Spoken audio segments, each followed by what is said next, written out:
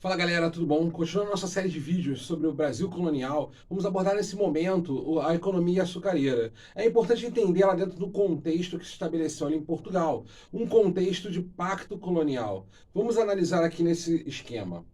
Segundo esse esquema clássico do Pacto Colonial, a lógica é que o Brasil, enquanto colônia, fornecesse matérias-primas de gêneros tropicais para Portugal. Fundamentalmente isso. Nós então receberíamos industrializados e outras manufaturas que viriam de Portugal, que poderiam obter até mesmo junto a outras nações. Na verdade, essa lógica de monopólio colonial, de exclusivismo comercial, fazia com que o Brasil apenas pudesse comercializar com Portugal.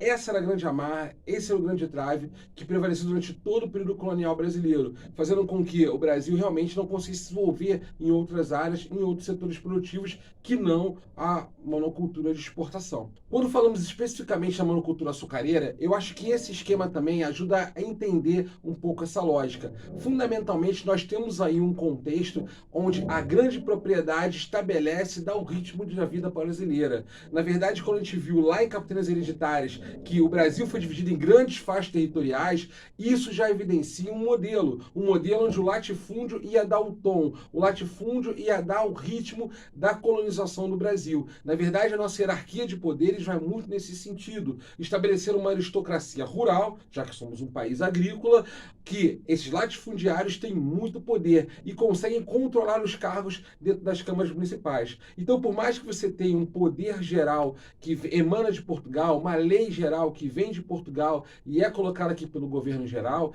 na verdade tem que entender que o poder local regionalizado também se fortalece no Brasil através desses latifundiários, que cada vez mais e mais controlam o poder municipal. Por isso são chamados de homens bons. Não bons no sentido da bondade, mas bons no sentido de poder que tem em cada cidade. Seriam as origens aí do colonialismo brasileiro que a gente vai ver lá no período republicano. Aí você já começa a ver como é que as elites locais, principalmente agrícolas, se estabelecem e controlam as cidades. O poder desse indivíduo não é só dentro da sua fazenda, com seus funcionários. Ele passa a ser muito além disso, controlando toda a cidade em que vive. Dentro dessa estrutura da produção açucareira, temos uma importante participação dos holandeses. Afinal de contas, no modelo de exportação, a grande parceria se dava com os holandeses, que, uma vez o açúcar produzido no Brasil pelos portugueses, seria repassado para os holandeses, e aos holandeses caberiam o refino e a distribuição nesse mercado europeu. Por que acontece isso? Porque na montagem dessa empresa açucareira, quem forneceu os empréstimos necessários a Portugal para poder concluir esse projeto foram os holandeses. Então, para poder comprar e montar os engenhos, comprar escravizados, toda a estrutura da cana-de-açúcar passou pelo financiamento junto a bancos holandeses, junto a comerciantes e burgueses holandeses. Então, essa acaba sendo a grande fatia dos holandeses dentro desse mercado. Se a gente está falando de plantation, a gente fala em monocultura, a gente fala em latifúndio, a gente fala em produção para exportação. E tem outro aspecto que é a questão da mão de obra. Claro que a gente pode pontuar aqui que no plantation histórico a mão de obra é escravizada. Ou seja, dentro desse aspecto tem muita coisa a ser falada. Afinal de contas, a escravidão ela começa no Brasil nesse início do século XVI, nos anos 1540, em torno disso, e vai se estabelecer durante muito tempo na história brasileira e vai deixar muitas marcas. Logo de cara também é importante perceber a questão do tráfico negreiro, como nós podemos perceber aqui. Essa introdução da mão de obra escravizada africana, ela se dá também porque ela está alimentando um grande comércio global, né, onde muitos países estão lucrando, muitas pessoas, muitos traficantes estão lucrando. Então, assim, o tráfico de escravos acaba sendo, na verdade, uma atividade altamente lucrativa e por isso é estimulada pelos próprios traficantes, motivos óbvios, e por governos também. Portugal já tinha uma experiência com o uso de trabalho escravizado no litoral africano, justamente na cana-de-açúcar. Dentro desse quadro, então, o tráfico de escravos se consolida. É importante deixar para trás aquela ideia de que o trabalho escravo africano se estabelece porque o indígena não era apto ao trabalho, porque o indígena era preguiçoso, o africano não, o africano era forte e tal.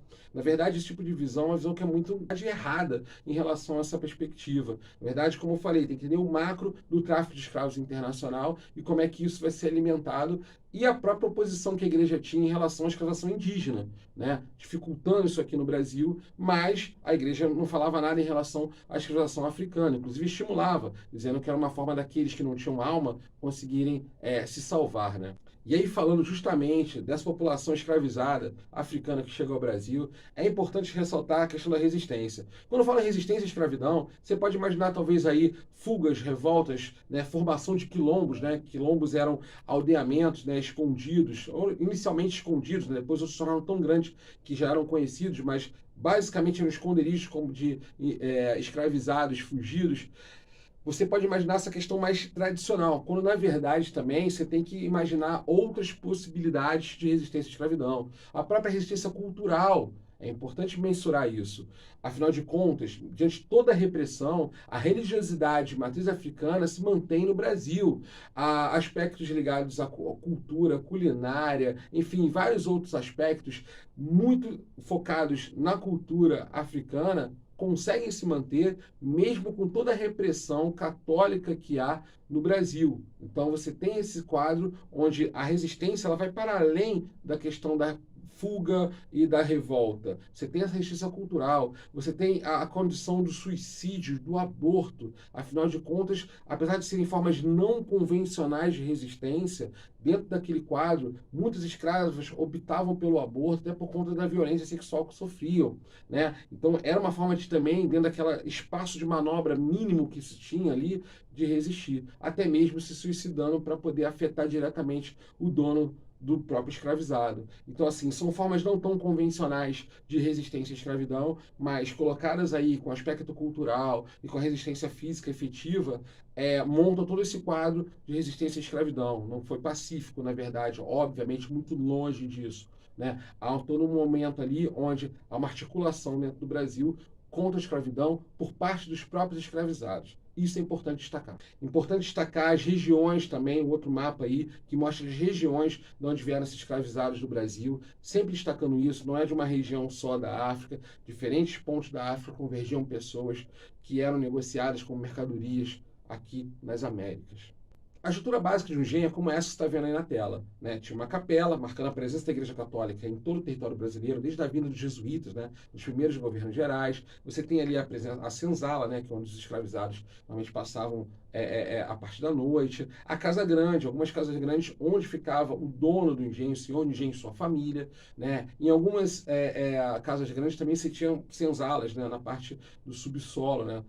Dessas casas. Então, assim, era essa estrutura básica, mas claro que tinha uma variação de lugar para lugar, mas de um modo geral, um engenho tinha ali a casa grande, a senzala, a capela, a casa de engenho, que era o local onde se beneficiava a cana-de-açúcar, né? Todo esse processo aí funcionava mais ou menos nessa dinâmica, mas obviamente respeitando cada especificidade de cada região do Brasil, tamanho, né, e organização do próprio engenho. É interessante perceber, como você pode ver no mapa aí, que as áreas de plantação de cana-de-açúcar são fundamentalmente regiões litorâneas. O Nordeste é o grande potencial, essencialmente Pernambuco, né, uma grande área de cultivo de cana-de-açúcar, e isso estabelece um litoral, marcando muito o tipo de ocupação que se dá num primeiro momento no Brasil, essencialmente litorânea, e como você pode ver, a cana-de-açúcar coopera também um pouco para isso. Dessa forma, vemos então a montagem de uma sociedade extremamente hierarquizada, de senhores e de escravos. Você tem indivíduos que são trabalhadores livres no meio dessa jogada, como você pode observar aí nessa estrutura, nessa pirâmide social clássica, você pode observar isso, mas quem era definidor realmente nessa pirâmide social era quem estava no topo, que era o dono da propriedade dos escravos, e quem estava na base, que era essa massa de escravizados, ok? Importante destacar também que, para além da cana-de-açúcar, que era tão hegemônica, principalmente, né, nos anos 1500, 1600, até o início dos anos 1700, temos outras atividades, né, de plantation também, de latifúndio, monocultor, exportador, escravista. Né? Fundamentalmente se destacam aí o fumo na Bahia e o algodão no Maranhão. Esses produtos eram tão fortes no Brasil porque tinha uma concorrência externa também. Né? Você tem o fumo sendo produzido na América Central, o algodão que era produzido nas colônias inglesas, né, fazendo com que o Brasil não fosse o primeiro lugar nesses aspectos, diferente da cana-de-açúcar, que a gente realmente era a potência hegemônica nesse aspecto.